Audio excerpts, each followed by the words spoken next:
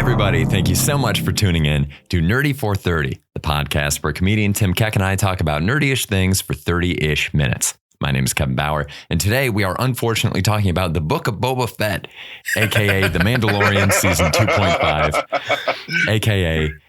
Baby Grogu and the Power of Love. To talk about Star Wars, we are joined by, I think, the biggest Star Wars nerd that I personally know. At least the Star Wars nerd with the hottest takes. You know him, you love him. It's Spencer Pazer. What's up, Spencer? Thank you. That's a flattering thing to say. I guess, wow. I got to reevaluate my life a little bit, knowing that I'm the biggest Star Wars nerd fan that you know. Because this is shocking news, honestly, to hear that you're the biggest Star Wars fan. I mean, you're obviously a number one Harry Potter fan. I think you just have your full Harry Potter takes. The other day, this guy's like, Lucius Malfoy's mom is a top 20 character in Harry Potter. One of the worst takes I've ever heard in my goddamn life. Well, Tim, you, just for context for the listeners, we brought up this conversation in a public setting at Essex Crossing while we were dining just before viewing Jackass in the theater above. Coming next week, guys. Yeah, exactly. And I mentioned that Malfoy's mother was a top 20, and Tim became so irate. I was surprised security was not called to the location. His face got beet red. He sarcastically puffed up his chest. I mean, it was a whole scene. It was a visceral reaction that I had. It truly was. You were uncontrolled. It was like something I had unlocked something in you that has been stewing for what seemed like 2 decades. And well, the idea that was in defense of a top 20 list. Also, yeah, exactly. This is a top 5 list. This is not even a top 10 list. Top 20. Definitely the strongest opinion I've ever had on a top 20 list for anything. Oh, God. At some point, Tim, in the back of your mind, while we're recording this episode, I want you to build out your actual top 20 list of Harry Potter characters. Yeah, at the end of the episode, I want to hear it. Okay. And I'll work on this thing. If I hear Malfoy's mother on that list, God, you owe me a huge fucking apology. Oh my God. I would much rather do this than talk about Boba Fett, so we're good. I think that tells you all you need to hear right there. Man. What a missed opportunity. Yeah. This show, man, I feel like I watched it at like a perfect period of time in my TV journey to appreciate exactly what this show could have and should have been. Because at the same time I was watching this, I've been watching Peacemaker on HBO, episode about that coming out in a couple weeks, and also watching through The Sopranos for the first time. And ostensibly, a merger of those two shows is exactly what this should have been. From Peacemaker, you have the idea that this is a spin-off character. I think Peacemaker is a perfect example of exactly what to do when you're spinning off a character to become the protagonist of their own series. Especially insofar as Peacemaker was just this character in Suicide Squad that had some depth, but was mostly comedic relief and deplorable. A bad person. Oh, absolutely. Actually a bad person. And yet they find such depth. It's like a great example of the kind of depth of storytelling that could have happened for Boba Fett. And then at the same time, The Sopranos is a really interesting exploration of the nature of running an organized crime business or holding on to some kind of a regional power, and all of the intricacies that come with that power dynamic in a community. And man, Boba Fett, it feels like it knew that it wanted to do something like that, but we never got anywhere fucking close to that. No. We got references of great cinema in Boba Fett, but without nuance and depth. When it first started, okay, so like the Peacemaker journey that you're referring to, which essentially is. Are you talking Peacemaker? Don't spoil Peacemaker for me. This is not a Peacemaker podcast. It's not a Peacemaker podcast, but what Kevin is referring to is the character arc of Peacemaker pays off because of the journey of the character. Is significant from going from a complete douchebag to an understanding of the douchebag. And in Boba Fett, though, they introduced Boba Fett as we all know Boba Fett from our childhood and from the origins of Star Wars as being a bad guy. He works for Jabba the Hutt. He works for the Empire. He's a piece of shit. He shows up in The Mandalorian season 2 as the savior. So we as the audience are like, oh my God, Boba Fett's alive. How cool. Nostalgia. My dick is hard. I can't wait to see what happens. But instead of giving us that character arc to understand the douchebag properly, we kind of like start off Boba Fett as like, here's the good guy. Now there is like, of course they give us that the Tusken Raider backstory, which like does work to a degree, but there's like so much.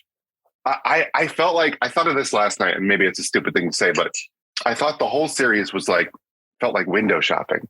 I just like saw flashy bits where I was like, oh, I would like that, but I like never got to try it on. You know what I'm saying? Absolutely. Like it never got beyond the show and the show part. It was just like, it was Disney. Ta-da! Like, look at all this sparkly stuff we have. And the character and the only episodes I rewatched were the ones that had nothing to do with Boba Fett. Yeah, dude, it's insane to me. This is a 7-episode miniseries. 4 episodes were Boba Fett. Then we get 2 episodes that are just straight up an epilogue for The Mandalorian.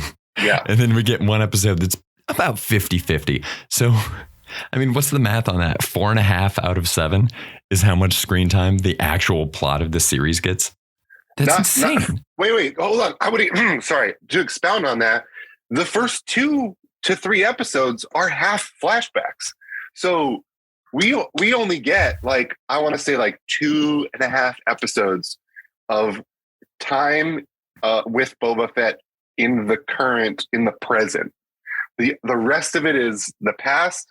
The rest of it is the Mandalorian and Grogu's journey.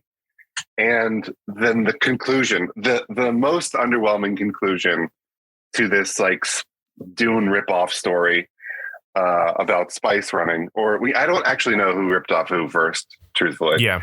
But it's a lot of spice talk.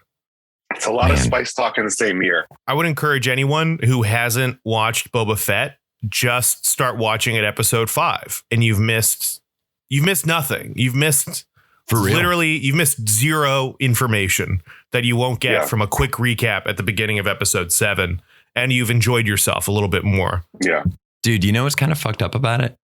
They basically did what Black Widow did, where, in the end of Black Widow, there's the vest thing. She gets the vest from Florence Pugh, and we see her with a box of hair dye. Like, they gave us an origin story for why her hair is different. The next time we see Black Widow, stupid. They basically gave us the origin story for why Boba Fett wears robes now. Yeah. We didn't need it. And why he has a pointy stick, which I'm sorry. The pointy stick thing is terrible. The dumbest thing I've ever seen in my life. I can't describe how little I give a fuck about Boba Fett. I couldn't give a shit. If the first 5 minutes of the season was him getting shot in the face, I'd be like, good, that frees up time for us to, explore this space or maybe do something new. Boba Fett, to your point about how they're going into all this backstory about a character we already like, Boba Fett was peak popularity. He was already the coolest bounty hunter who was barely in any movies that people idolized and talked about, had all this lore behind. Like, people loved this character. There's nowhere else to take him. He's already at his highest approval point. You can only drag him down by exploring this further. There's nothing, and there's nothing there. There's nothing there to explore. You're only hurting this character. Whereas the Mandalorian is a blank slate through which we can explore our love of Boba Fett. Yeah. So the Mandalorian is already scratching the itch that we need from this Boba Fett thing. And to another point, nothing pisses me off more about Star Wars now than their goddamn Lucasfilms introduction where they show us helmets and droid heads. Oh my like God. They're the fucking Marvel Cinematic Universe. Like this is what you want. You stupid fucking fools for watching this. God. All you like about Star Wars is this cool shaped head. All you like about Star Wars is this cool helmet. You are so fucking dumb that if we throw a cool helmet on somebody, you will care about it. It's such bullshit. It's this. They sacrifice everything. And even with the character who like they're telling us, all you like about Star Wars is cool helmets. This guy with the coolest fucking helmet won't wear his goddamn helmet. He can't. He fucking. As much as I hated watching Boba Fett the character hated wearing his helmet. This goddamn fool wouldn't throw it on. He never put the helmet on until, you know what? He had to act. The one scene where they're like, okay, let's show some emotion on this limited stilted actor's face. No, that's the 10 seconds where his helmet is on his fucking head and we're cutting to it like we're all like baffled by what is he possibly thinking under this helmet? We've spent 95% of our time watching a human being until the stakes are high and it's nut crunching time, and then we cover his fucking face. That's fucking bullshit. This is fucking trash. Disney doesn't give a fuck about us. Fuck you, Lucas. Fuck you, Jon Favreau. Fuck you, Robert Rodriguez. This is such bullshit. You did the damn thing already. You did 2 seasons that were awesome. And then you spit in our fucking mouths, call us a whore, and kick us out on the fucking curb like you don't respect the time we spent together. Fuck you.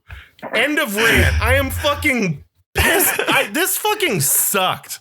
This was fucking trash. They fucking hate us. Fuck them. Fuck them. Tim is on Disney's blacklist now. And this is also not as angry as Tim got at me over Harry Potter. But a little more expletives. Just a few more. But yeah, you were speaking out of ignorance. Boba Fett was made with malicious intent. I think their intention was to waste our fucking time. Oh my God. If you're going to pull out 4 shitty episodes, drop them all at once so we can rip through them. But you're making us like wait a week to learn that a Tusken Raider loves sharpening sticks. Like, fuck off. Fuck off. Oh, and that they drink water out of little pods that grow in the sand. Oh my God. Yeah, we got this tribe of savages, but don't worry. We've got a white man who can go in and be better at them than the thing they're good at. All right. Well, like, Tamora's not a white man. He's not a white man. He's a pretty white looking guy. I mean, with all this blistery skin. Jesus Christ. He's white. It's a fucking human. It's Pocahontas. It's Avatar. It's oh my God. He's pretty white looking. Running with wolves. It's all this shit. As much as I hate to admit it, Tim does have a point here. Where he's a Maori origin New Zealander, Tamora Morris. Maori New Zealander? What the? Who cares? There's no prejudice against New Zealanders. Oh yeah, I love their health care. They have indigenous issues over there. Even if Tim is completely wrong about I have no idea. Race, I don't know what I'm talking about with the race stuff. Oh my God, that's ridiculous.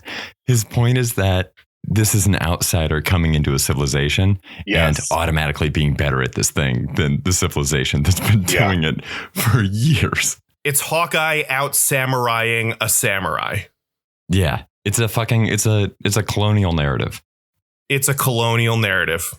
You know what? That's a great point. These guys are dumb savages. They needed a human to come in and like solve this and like broker on their behalf. And this is somehow supposed to make us like him. And this made him a good person. Like, this made him a good person because they all died because he fucked it up or whatever. I don't know. They literally fridged a whole race of people. Oh my God. For Boba Fett. What a cheap move. And then what an insanely cheap move to have somebody reveal later in the most corny fashion possible of, oh, what you mean? That group of Tusken Raiders that I murdered and framed the biker gang for? God, yeah. How unearned. So unearned. Because, by the way, did we know that until that moment of dialogue came along? No. Well, we didn't care. Either way, there's like 8 different gangs in this. It's like Game of Thrones, except you don't know I don't know who any of these people are. They all look different, but it's like, oh, the guys with weird butt lips are like also an enemy now. And then the weird guys with the weird, like flappy bulldog faces, I guess they're bad guys. But it's like The Sopranos, but you don't know what the tension is. Everything's unearned. There's a gang of kids that just like sign up to work for them. There's all this like politically intrigue, but there's nothing there, The mods to me is the most egregious part of this entire franchise. And agree. And I think that they felt like they could do that because of Fennec Shang's character, how she shows up like still alive in the Mandalorian season 2, and she's got like all these innards and stuff, like the mechanical innards. But the way they introduce the mods, it's honestly embarrassing to watch. That whole speed bike chase with the mayor's assistant. It was just like slapstick. I felt like I was watching like the Three Stooges, but not in a fun way. Like, leave the Three Stooges where they were, but like give me like why does it have to be so sloppy? And why are their bikes literally Power Rangers? I don't understand. Like, were they going to morph? It was so out of character with the rest of the world. They were such a jarring clash with the rest of the world. The one fucking asshole mod guy looked like he was dressed up like a little like professor man. He was wearing like a smart little tie and a blazer. What the fuck is that? The music even was different. Like they had like the music that was playing was like a very 2000s club beat. Again, completely inconsistent with the music for the rest of the series. I have no idea who that was supposed to be for. So unbelievably bad. It's for kids.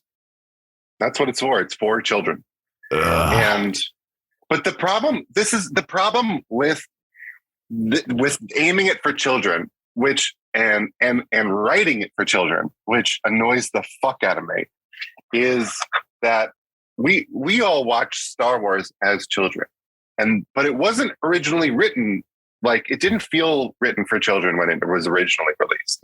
And that when I watched it, at least my memory of watching the original Star Wars is enjoying it from a child's perspective, and then growing up an adult and feeling and experiencing so many character arcs and storylines differently as an adult because I had matured and learned different things over time. So, I could now see this from a different angle or experience this from a different perspective. And instead, in Boba Fett, Fennec Shang's character is spoon feeding us every ounce of information that is possible. I mean, she had nothing to do but but snipe people and literally, it was like a video game. I felt like I was playing a video game. I was watching someone play a video game on easy. That's what I felt like I was watching this whole time. A video game with no stakes, because every character can get shot 10 times and they're fine. Yeah. But then Timothy Olyphant gets shot in the shoulder and he's dead. Almost dead. Well, spoiler alert. Did you watch the last 10 minutes of Boba Fett? You said you didn't watch it. Wait, I did on the train home last night. There's a post-credit scene. There's a post-credit scene where he's in the Bacta tank, which we spend entirely too much time in this show also. And Tim, who plays the main mod that you pointed out yesterday? The main Thunder. Kevin pointed out Thundercat plays the modifier person. So Thundercat is standing above the Bacta tank, and in the corniest fashion, while Timothy Olyphant's character is deep in his Bacta sleep, stands over the tank with his laser razor and with his laser razor and lights it as if he's about to go in. I know, as if he's about to go in right now while he's laying in the tank. It's like, I didn't think about that. He's going to do the bit from Jackass Forever where they light a fart underwater. Yeah. Oh my God. But it was like that. It's so performative and not at all like useful. It doesn't deliver us. Yeah, it's not useful. It doesn't deliver us anything. We like Timothy Oliphant's character, but not enough for like that moment to mean anything to us. It's just, and everything, every single thing got jumbled up. Speaking of Timothy Oliphant and celebrity cameos, Danny Trejo's appearance was so offensive to me.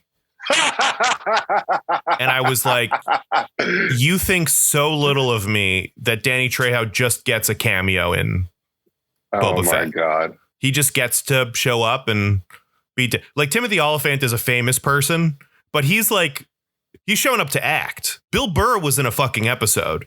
Like Sasha Banks, professional wrestler, was in The Mandalorian, but they're acting. Bill Burr did a good job in this. Bill Burr was fantastic in that episode. Danny Trejo was always Danny Trejo to me. Danny Trejo was not a method actor disappearing into his role. You have Danny Trejo show up. It's like, oh, cool. We could get Danny Trejo. It was just that's Robert Rodriguez's fault. Yes. And it's like, and instead of Danny, you just get, oh, look, it's Machete delivering the fucking, Jesus Christ, the Rancor. Yeah. It's like in like Endgame and Infinity War or whatever, where like the Russos just throw people from Community like into like Endgame, like in tiny roles. Yes. Like and David and oh my God, I'm blanking on his name. But then like somebody is just playing Ken Jeong is just playing a guy who like I don't even think he talks. But like that's how you play that. That's a fun cameo in a fun movie. Tonally, cameos don't fit into the Star Wars world. Star Wars is more grown up than that. It's more Star Wars is so self-serious that a cameo is so belittling in it. It really is. And if an actor does show up for a cameo, like that's just for the sake of a cameo, they should be under 15 pounds of silicone. You know what I'm saying? Like when Horatio Sands. Yeah, exactly. Who showed up and did fucking work though. He crushed it. Like he was playing a character. I would love to see Danny Trejo play more. Like I would have loved to see Danny Trejo as that character consistently in a couple episodes. The idea that you have to have this dude on staff that looks after your giant monster is pretty fun. But then when the giant monster comes out, the dude nowhere to be found. Yeah. We don't have that was the dumbest shit in the world. They made us think that Mando's life was in danger because this monster is going crazy. But we have seen that Boba has control over this monster. It imprinted on him. All that we need to stop this destruction in the town is for basically the mayor of the town to come get his animal to calm down. That's it. It was a completely pointless rampage. It was infuriating to me. Literally, the answer to saving the town is wait 5 minutes. Yeah, like that's it. That's how do we stop the Rancor? We wait. You wait 3 minutes for Boba Fett to fly over here and take care of this. Like that's you know what? When they gave the Rancor his King Kong moment, I honestly wanted to blow my fucking brains out because it just like it made no fucking. It's like we get it. Like with cinema, we love giving giving odes to and references to other pieces of cinema and being inspired by it. But when it's just like one, it's like you're just trying to fit like one ode of cinema into the other, and it just like feels like we didn't have any time with the Rancor. We had no time with that thing, and then it just shows up, and it's like his obedient dog. You know, it imprinted on him, like Kevin said, and he can control it to fight a giant droid that shoots it like 10 times and nothing happens to the damn Rancor. The last one was killed by a falling door. I mean, what are we talking about here? The fight scene was so bad. We were talking about this last night. Was like the finale fight scene was such absolute trash. It was one of the worst things I've ever seen. And they'd already shown that they could pull off an amazing fight scene in the finale of season 1. I forget. I think we looked up who that director was, but they crushed it. Yeah, it was Taika. Taika did season 1. He did season 2, didn't he? Season 1 finale was Taika. Season 2 was Peyton Reed, the director of the Ant-Man movies. Both great actors, great finales. You know how to do it. We had a very similar fight at the end of season 1 where there were stakes, there were ramifications, characters lived or died based on their actions. And somehow all of that is gone in this. The longest episode of any of the seasons was dedicated to wasting our time in this ultimate gunfight that it felt like the entire reason for this show was to have this fight that was an hour too long because it was an hour. And it's awful. Is there a single character introduced in this that you want to see again? I was initially very excited about the Wookiee bounty hunter, but after watching him get shot 9 times and be fine, I feel nothing for. They took maybe one of the coolest characters I think I've visually seen and made him. I couldn't care less what happens to this guy now. I mean, the actor who portrays that Wookiee is incredible because, I mean, the eyes, however they figured out his costume and the character, like the eyes are incredible. It changed the way that we look at a Wookiee, I feel. I mean, so let's talk about some of the positives of the experience. Because I do want to. We've only got 3 minutes left, so we should be able to burn through all of them. Yeah. Listen, I want to appeal to Jon Favreau and Dave Filoni in some way because I at the end of the day, I'm huge admirers of both of them. Yes, and big fans, and I hope one day that I get hired on a Star Wars project for God knows what reason. So let's see. Okay, the world building. I liked the expansion of Tatooine. I liked the visual aspect of Mos Espa and like the inclusion of these different towns. I didn't like how we experienced it on a macro level, like especially in reference to the finale where like the shootout happens and like the whole city empties and we just have like townsfolk from Freetown and a couple of mods fighting the entire spice trade, which I guess is just like 100 dudes. Like it all they tried to upscale the stakes. And in the final moment, they felt very small in a lot of ways. And to Tim's point, like no one's getting hurt. There's those droids are not hitting literally anything. And I don't know. It's just it was underwhelming. But like okay, to my positives point, the Wookiee, like that was a great initial addition. To the the 2.5 of Mandalorian's journey was a good thing to watch and experience. I don't know. Go on. Sorry, I'm losing it right now. You tried talking about positives and ultimately could not. I tried and I petered out. I'll go with Spencer on this one. I think the best thing it did is expand little bits of information from the Star Wars world. I think one thing that all of the sequel properties have done really well is they've recognized that the way that you say yes to the world of these movies from 20 years ago is you don't try to redo all the creatures that were practical effects decades ago with CGI now. You do it with practical effects again, because that's just what that kind of alien looks like. Yes. So the sequel stuff has all had the really nice mix of like, here are like Jawas that are practical next to, we have some Gungans in here and stuff. Like that mixture of CGI pulling from all the different parts of the history. It's like acknowledging that it wasn't wrong when we saw it the first time. It was just what that alien species looks like. I did appreciate with this Wookiee that it made us realize for the first time that like in Wookiee terms, Chewbacca is just kind of a fucking dude. Like he's just a guy. He's not an especially strong Wookiee. Yeah. Like we see like what a like jacked, like muscular Wookiee looks like. And it's like, oh, Chewbacca's like kind of a fucking loser. Yeah. It's just not what he's does. He's like the Han Solo equivalent of Wookiees, where he's just kind of like a lean. He's just like a good in shape dude who just like runs around and does his thing. Like he's got his big crossbow, but he's not a hand to hand combatant the way this Wookiee is. But that whole monologue that the club owner did when Santo was about to rip that other guy's arm off, I was like, we don't need this. Bad. We don't need this. We understand that he's a strong and troubled Wookiee. Like, we don't need to know that he was like MMA #1 Wookiee like at some point. It was all a waste of space. It was crazy. Maybe my biggest beef in the whole thing.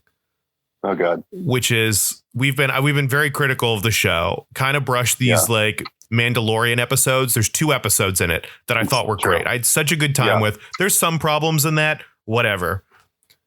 The fact that they give baby Grogu mithril, unbreakable chainmail, and the way we find out he's wearing it is not him getting shot in the fucking armor. Yes. One of the most about this. Insane. Spencer's out of his chair right now. Spencer got up and walked away. Because I you know what? I had this thought last night and I completely forgot about it. I'm so glad you brought it up because it's 100% exactly the payoff that would have been perfect for this story device. It's Chekhov's gun. It's writing 101. If this was an improv scene afterwards, you'd all be like, why didn't we get that fucking call back? Your coach would be like, guys, you had it. You had the ending. You didn't have to peter out in that 10-minute ice cream scene at the end. You could have swept and called back to this chest shot, had an emotional moment between the only thing working in this whole show, which is the Mandalorian and Baby Yoda. Like, dude, we shouldn't have even seen. Luke should not have shown us what was in the package. We should have learned what was in the package when Baby Yoda came back and got shot.